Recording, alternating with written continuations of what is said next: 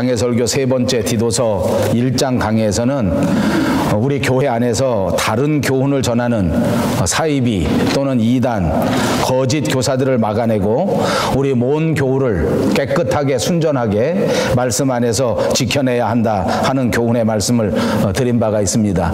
이제 오늘은 디도서 2장을 강의할 터인데 여기서는 바른 교훈을 가르쳐야 한다. 우리가 교회 안에서 바른 교훈을 가르쳐야 한다 하는 내용을 담고 있는 장에 우리가 온 것입니다.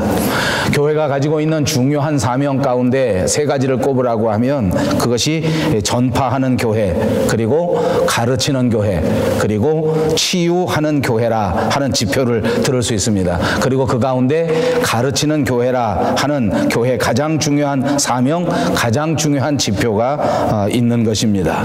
가르치는 교회, 교회가 감당해야 할 중요한 사명 가운데 하나가 바른 교훈을 가르치고 또 그 교훈에 합당하게 생활을 할 수 있도록 그렇게 이끌어가는 것, 그것이 교회의 중요한 사명이다 하는 것을 꼭 기억하시기를 바랍니다. 오늘 우리가 같이 봉독한 본문 1절을 다시 보십시오. 오직 너는 바른 교훈에 합당한 것을 말하여 라고 시작하고 있습니다. 바른 교훈을 말하라. 바른 교훈이 무엇입니까?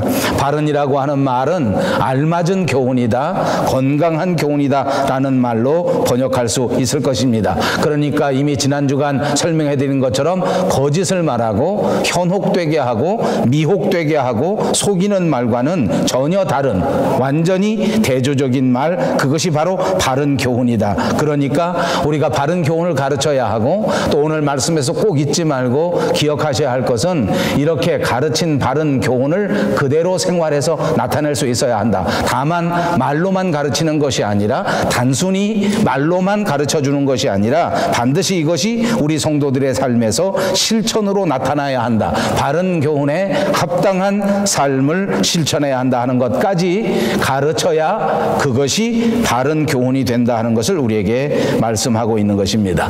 그렇습니다. 이렇게 바른 교훈을 가르치고 바른 교훈을 따라서 삶을 살아갈 때 그것이 바른 교회가 되는 것이고 그것이 바른 신앙생활이 되는 것이고 이것이 바른 목회고 이것이 바른 모든 삶의 가르침이 될 수 있다는 말입니다.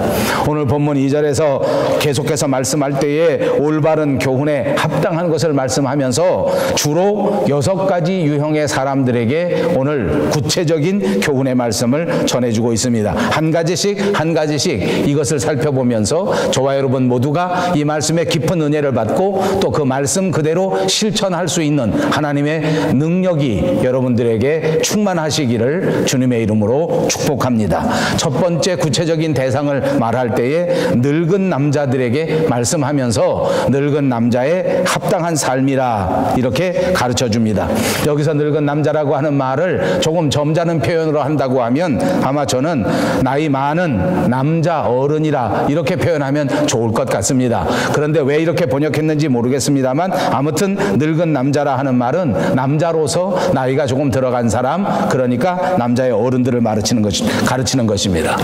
오늘 이렇게 바른 교훈을 말하고 교회의 가장 중요한 이 사명을 설명할 때 제일 먼저 교회에서 신경 써야 되는 그 부류를 말씀한 것이 아닌가 싶어서 오늘날 우리 교회가 가장 중심을 기울이고 가장 관심을 기울여야 될 대상이 바로 늙은 남자 어른들을 말하는 것이다 라고 말씀드리고 싶습니다. 교회 안에 연장자들을 향한 목회가 필요하다는 것입니다. 교회 안에서는 나이가 많은 남자들에게 올바른 교훈이 꼭 필요하다는 것입니다. 어른이 무엇입니까? 우리들보다는 삶의 경험이 많고 우리들보다는 인생을 많이 살아서 인생이 무엇인지 조금 알 수 있는 정도의 사람들을 남자의 어른이라고 말할 수 있는 것 아닙니까? 여러분 착각은 하지 마십시오. 어른이라고 할지라도 또 경험이 많이 있다고 할지라도 또 나이가 많이 들었다고 할지라도 그런 어른들에게도 약점이 있다고 하는 사실입니다. 우리 동양 사상 속에서는 이것이 조금 맞지 않습니다. 우리가 배운 공자의 논어에 보면 이렇게 말씀합니다. 15살이 되면 학문에 뜻을 두기 시작한다. 그래서 그것을 한문자로 지학이라고 하였고 30세가 되면 인생의 기초를 확립할 수 있다. 그래서 이립이라고 하였습니다. 여러분이 잘 아시는 것처럼 40세가 되면 유혹에 넘어가지 않고 잘 판단할 수 있다 하여 불혹의 나이가 나이가 되었다 이렇게 말씀하지 않습니까? 50세가 되면 하나님의 뜻을 알 수 있다, 하늘의 뜻을 분명하게 깨닫는다 하여 50세를 지천명이라고 합니다. 그리고 60세가 되면 이 모든 이치를 순리적으로 해석할 수 있다 하여 이순이라고 하였고, 70세가 되면 이제 마음대로 행해도 틀림이 없다, 이제 무슨 일을 할지라도 법도에서 벗어나지 않는다 하는 뜻으로 종심이라고도 말하고 불유구라고 하는 말로 사용하였습니다.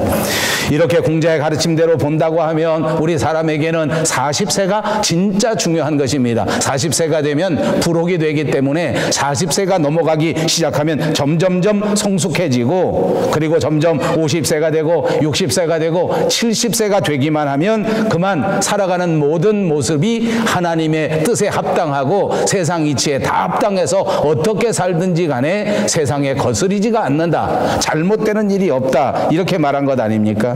그러나 여러분, 성경에서는 전혀 반대로 말합니다. 나이가 많아서 경험이 많은 사람들을 우대하는 대목도 많이 있습니다만은, 그러나 성경에서는 결단코 사람의 나이가 40세가 되어 유혹이 없어졌다고 말한 적도 없고, 사람의 나이가 70세가 되면 하는 행동 모두가 하늘의 뜻에 꼭 맞다, 이건 전혀 사실이 아닙니다. 지천명은커녕 사람은 70세가 되어도 계속해서 하나님의 뜻을 거스리고 계속해서 하나님의 뜻대로 살아가지 못하는 불쌍한 존재, 성숙하지 못한 존재라는 것을 가르쳐 줍니다. 그러니까 착각하지 말고 명심하십시다. 나이가 그대로 우리 인생의 성숙을 뜻하는 것은 아니다.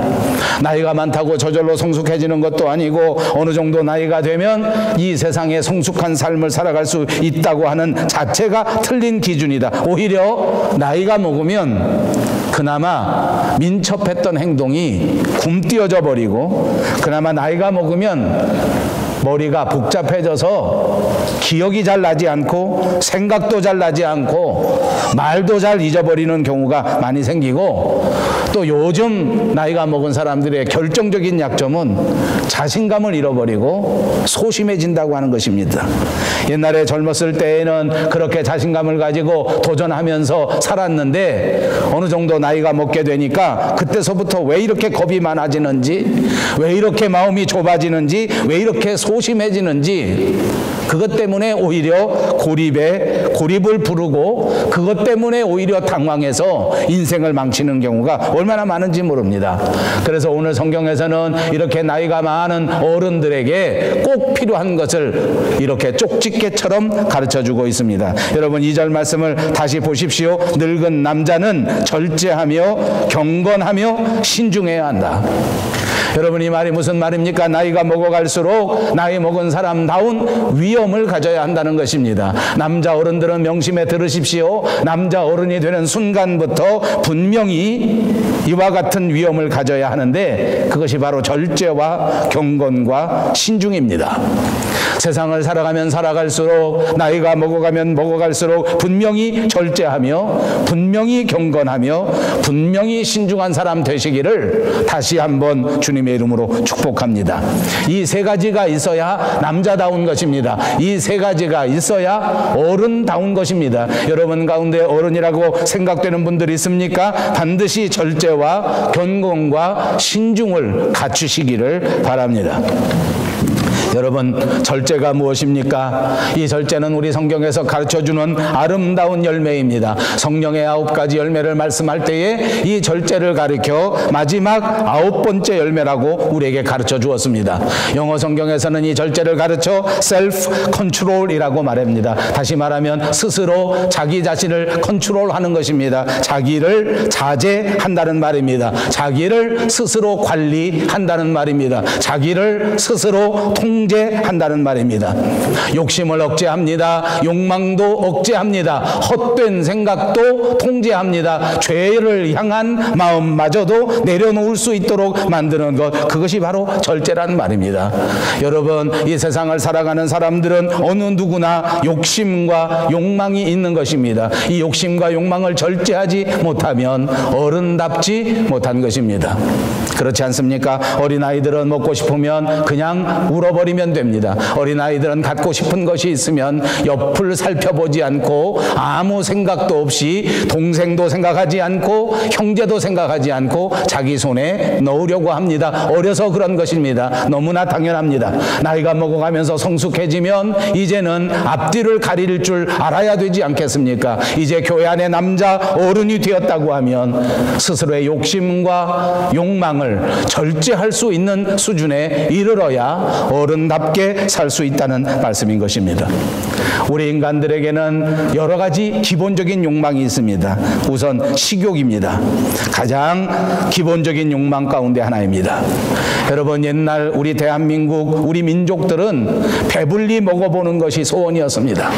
그래서 우리는 오죽하면 사람을 만나면 인사할 때에도 식사하셨습니까? 진지 잡수셨습니까? 왜냐하면 먹지 못하는 사람이 너무 많았기 때문입니다. 그것이 불과 얼마 전 저희 같은 사람들이 살았던 시대의 이야기입니다.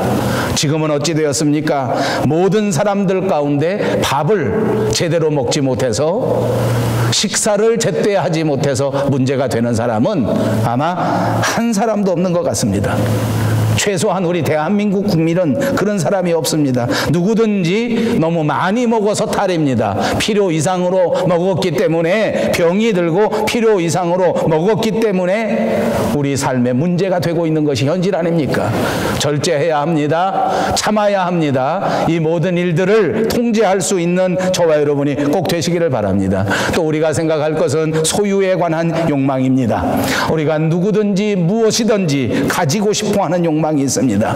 사실은 우리가 살아가는 동안 최소한도의 것만 있으면 됩니다. 가만히 생각해 보십시오. 우리가 살아가는데 필요한 것은 솔직히 말하면 그렇게 많지 않습니다. 아무리 많은 것을 가지고 있다고 할지라도 저와 여러분의 인생 속에서 그것을 다 쓰고 가지도 못한단 말입니다. 그런데 이상하게 내게 필요한 것만 가지려고 하는 생각을 가진 사람은 거의 없습니다. 넘치도록 많이 가지고 싶어 합니다. 무조건 쌓아놓고 가지려고 한단 말입니다. 성경에도 말씀하시지 않습니까? 욕심이 잉태한 즉 죄를 낳고, 죄가 장성한 즉 사망을 낳느니라.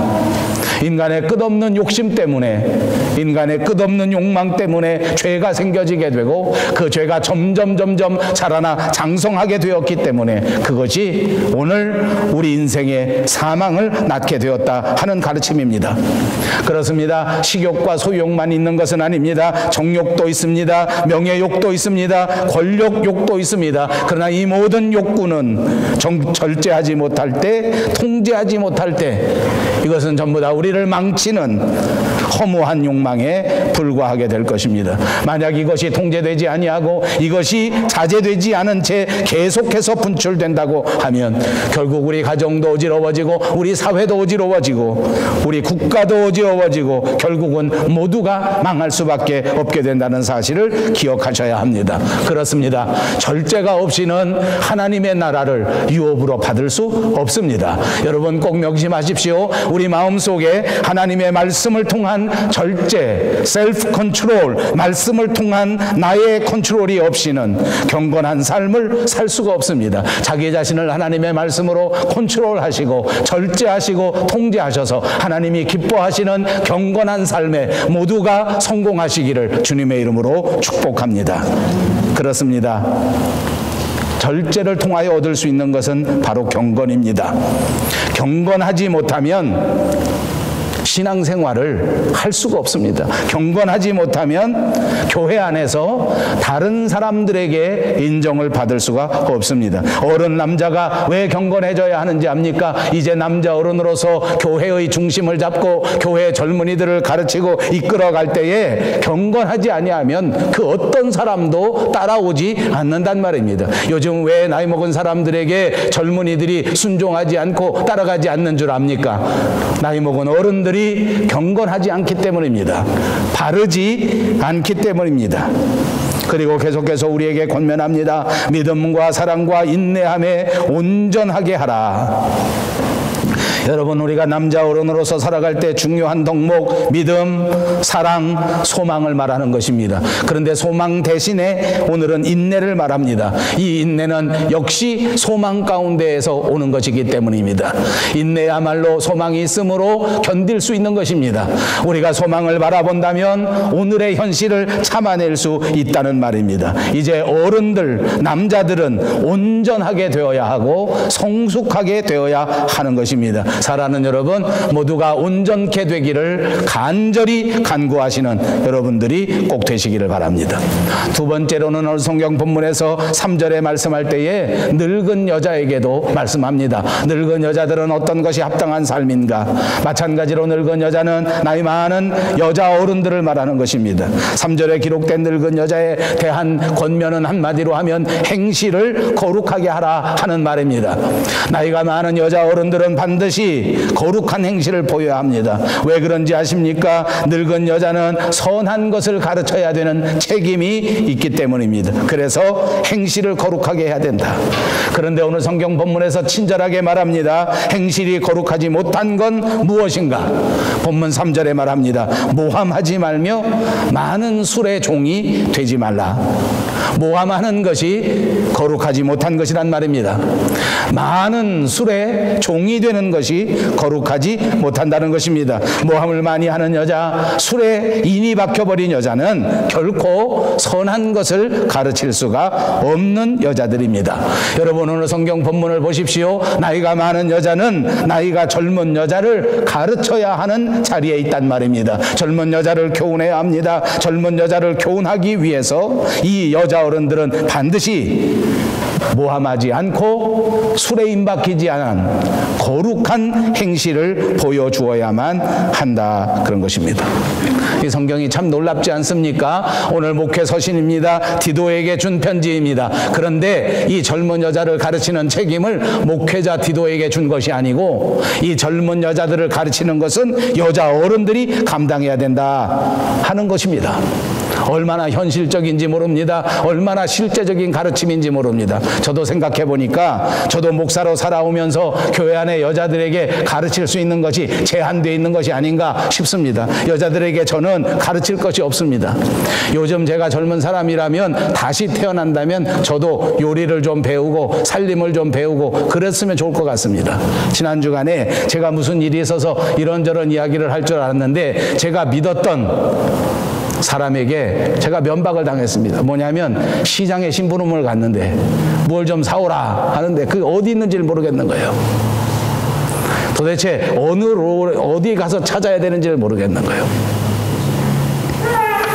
월마트에 가서 월마트를 다 뒤졌어요. 한 바퀴 삥 돌아서 그래도 못 찾았어요. 그러니까 전화를 아무리 걸어 전화를 안 받는 거예요.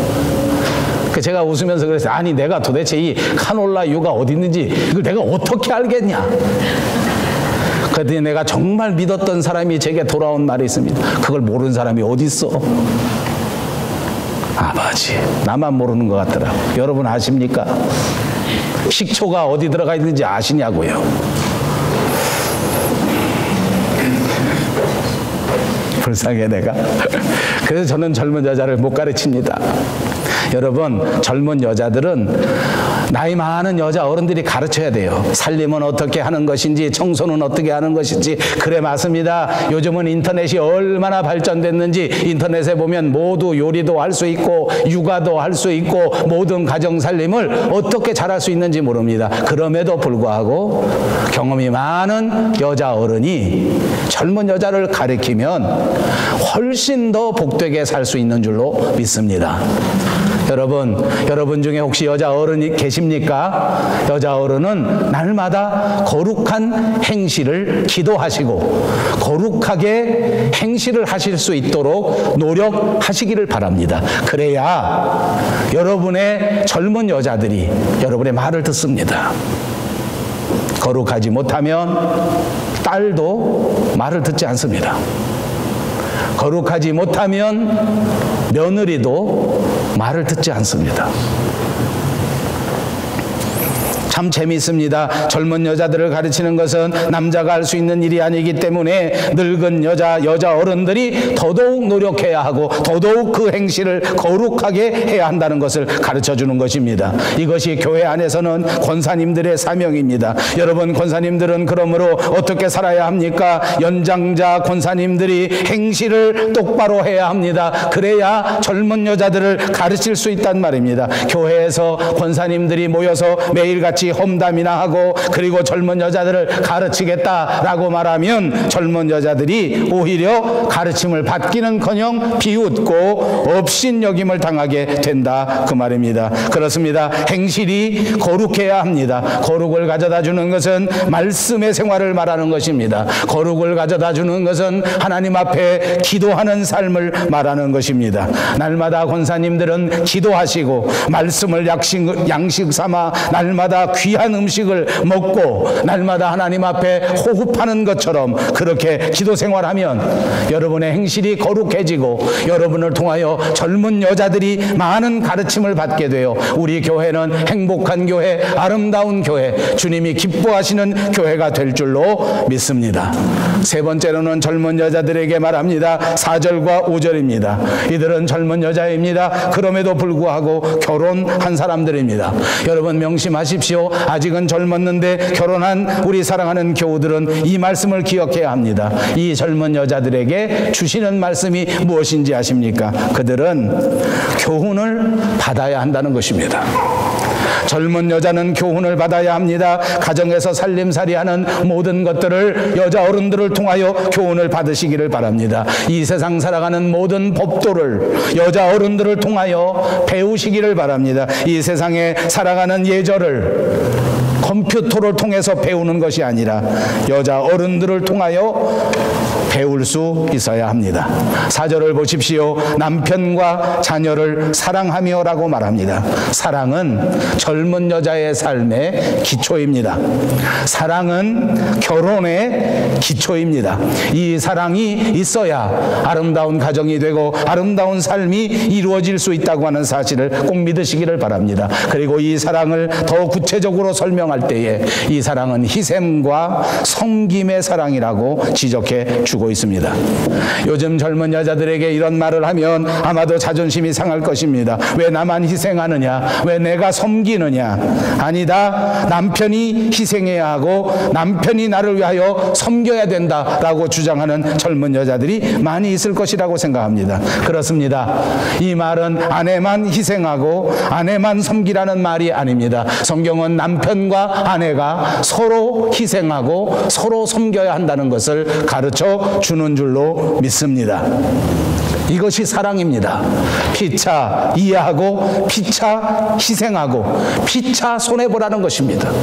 어느 한 사람이 일방적으로 손해를 강요하면 안 된다는 것입니다. 어느 한 사람이 일방적으로 섬김을 강요하라 하지 말라는 말입니다. 여기 복종하라는 말도 마찬가지입니다. 이것은 여자가 열등하기 때문에 그렇게 하라는 말이 결단코 아니란 말입니다. 복종을 받는 남편이라고 해서 그 남편이 우월한 것도 결단코 아닙니다. 그냥 성경의 질서를 따라서 창조의 질서를 따라서 여자가 먼저 복종할 수 있어야 한다고 가르쳐 주는 것입니다. 왜 그런지 아십니까? 성경 본문 5절에 보니까 하나님의 말씀이 비방을 받지 않게 하기 위해서 이렇게 하라는 것입니다. 그렇습니다. 오늘날도 남편과 아내가 서로의 주도권을 가지고 심하게 다툽니다. 결혼하면 젊은 여자들도 예외 없이 네가 위냐 내가 위냐, 네가 희생해야 되느냐 내가 희생해야 되느냐 하는 것을 가지고 다투는 모양입니다. 그런데 성경은 우리에게 가르쳐 주기를 웬만하면 여자가 복종하라는 것입니다. 왜냐하면 그 이유도 말하기를 하나님의 말씀이 비방을 받게 된다. 여자가 너무 섬기지 아니하고 사랑을 표현하지 않는다면 바깥에 있는 사람들이 오히려 교회를 욕한다는 것입니다. 예수 믿는 것을 욕한다는 것입니다. 그러므로 예수 믿는 사람은 훨씬 더 남편에게 복종하는 아내가 되시기를 바랍니다. 하필이면 이렇게 중요한 설교를 하는 날에 제 아내는 결석하였습니다. 제가 나오는데 제 아내가 부탁을 하던 내가 오늘 몸이 많이 아파서 못 가기는 하는데 제발 설교에서 나를 까지는 마라. 나는 까는 것이 아닙니다. 여러분, 저는 그렇게 생각합니다. 왜 하나님께서 여자가 먼저 섬기고 여자가 먼저 복종하라고 했나? 제가 60평생 살아보니까 여자들이 마음이 훨씬 넓더라고요. 여자가 감당할 수 있으니까 하나님이 이렇게 시키신 거예요. 믿습니까? 여자가 우월한 존재이기 때문에, 더 섬길 수 있는 존재이기 때문에 하나님이 이렇게 위대한 사명을 여자에게 맡긴 것입니다. 사랑하는 젊은 여자 여러분, 더 큰 사랑으로 살아가시기를 주님의 이름으로 축복합니다. 사랑하는 젊은 여자 여러분, 먼저 섬기고 먼저 복종하더라도 하나님께서 여러분의 섬김과 여러분의 사랑을 기억하시고 마지막 때 여러분에게 더 좋은 면류관, 더 아름다운 상급을 주실 것을 믿고 소망 가운데 견디시고 인내하시기를 주님의 이름으로 축복합니다. 그렇습니다. 여자의 사랑이 없다면 오늘날 가정이 아름다워질 수 없습니다. 여자의 섬김이 없다면 온전한 가정이 세워지지 않습니다. 여자의 복종하는 사랑이 없다면 일어서서 성공할 수 있는 남자가 거의 없습니다. 이렇게 사랑하고 섬겨줄 때에 아름다운 가정을 세워갈 수 있다고 하는 이 위대한 사명을 기억하시고 더 많이 사랑하시고 더 많이 섬기시고 더 많이 복종하시기를 다시 한번 주님의 이름으로 축복합니다. 교회 안에서도 마찬가지입니다. 이 여선교회들이 모여서 하나님의 나라를 위해서 희생합니다. 남자들보다 훨씬 더 많이 섬깁니다. 남자들보다 훨씬 더 많이 꾸준히 일을 합니다.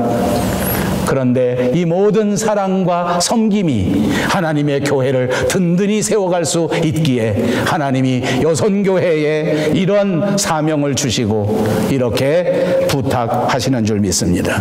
6절과 7절에는 목회자 디도에게도 합당한 삶을 가르쳐주고 있습니다. 젊은 남자를 가르치는 책임을 목회자 디도에게 주었습니다. 6절과 7절에 보니까 젊은 남자들을 신중하도록 권면하되 범사에 내 자신이 선한 일에 본을 보이라.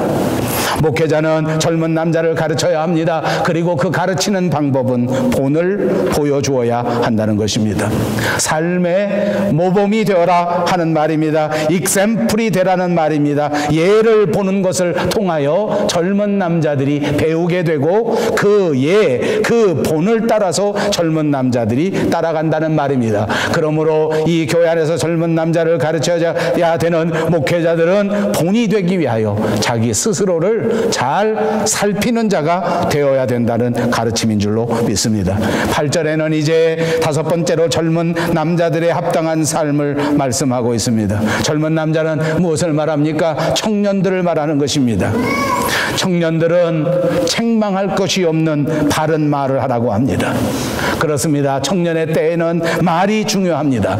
제가 살아보니까 우리 인생에게는 정말 말이 얼마나 중요한지 모릅니다. 그래서 어떤 사람은 말하기를 말 한 대로 된다고 말하는 사람도 있습니다. 아침에 일어나서 재수 없는 말을 시작하면 하루의 종일의 삶이 재수 없다고 말하는 사람들을 많이 보았습니다. 오죽하면 그런 말이 나오겠습니까? 그러므로 사랑하는 여러분, 따뜻한 말을 하시기를 주님의 이름으로 축복합니다.